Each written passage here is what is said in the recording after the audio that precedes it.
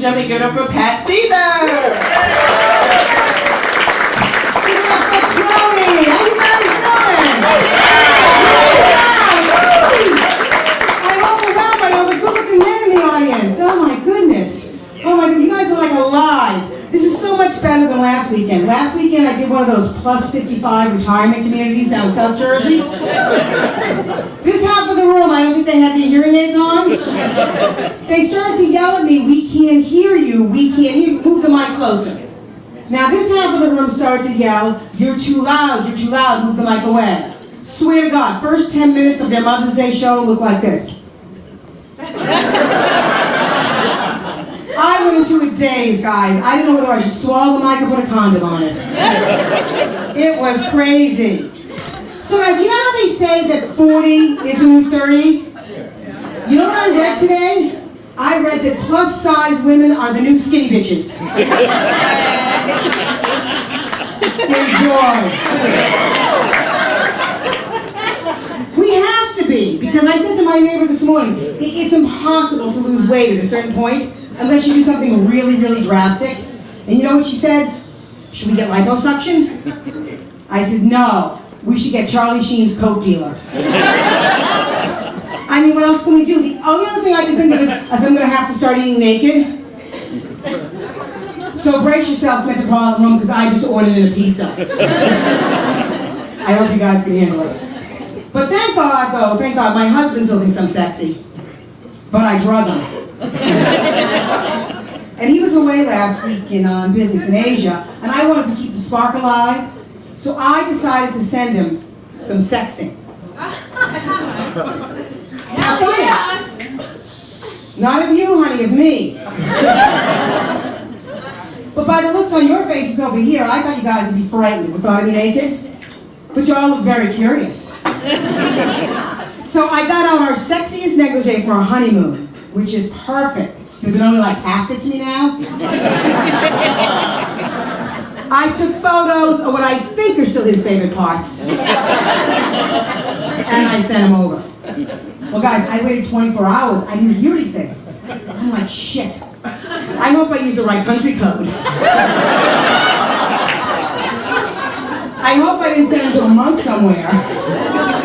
I hope I didn't send him to that girl over there, because that's why she's crying right now. Because she knows what I look like. So I checked the number, I sent it again, and finally I got a text back from my husband, and you know what it said? Who are you? And how did you get my wife's cell phone number, you fat, hairy bitch? I will never use that close-up lens again. But I took a look at those photos and I said, all right, to my neighbor, we got to join a gym. Thank you. So I go to the first class at the gym, and of course, right in front of me, there's a half-naked, very thin young lady with a diamond in her belly. And I thought, all right, maybe God put her there. To remind us of how we used to look, and if we work hard enough, how we could look again? Nope. Just your typical skinny bitch showing off. Well, lucky for her, before class, I had to have a lot of that medical marijuana, you know, for my tennis elbow. Because otherwise, I was going to have to wait for her in the parking lot. I was going to jump her. And I was going to force feed her Dunkin' Donuts. So I mentioned I'm married. My husband is Jewish, and I'm Catholic.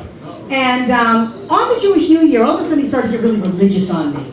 He announces in the morning that it's the year 5,774 or something. I'm like, okay, honey. Then he proceeds to tell me that means we're going to have sex 5,774 times this year. I'm like, okay. Now, does that sound like a good amount to you, young man? Yeah? Terrific. Good. Because I told my husband he could pencil me in for 74. I'm going to have him call you for the rest.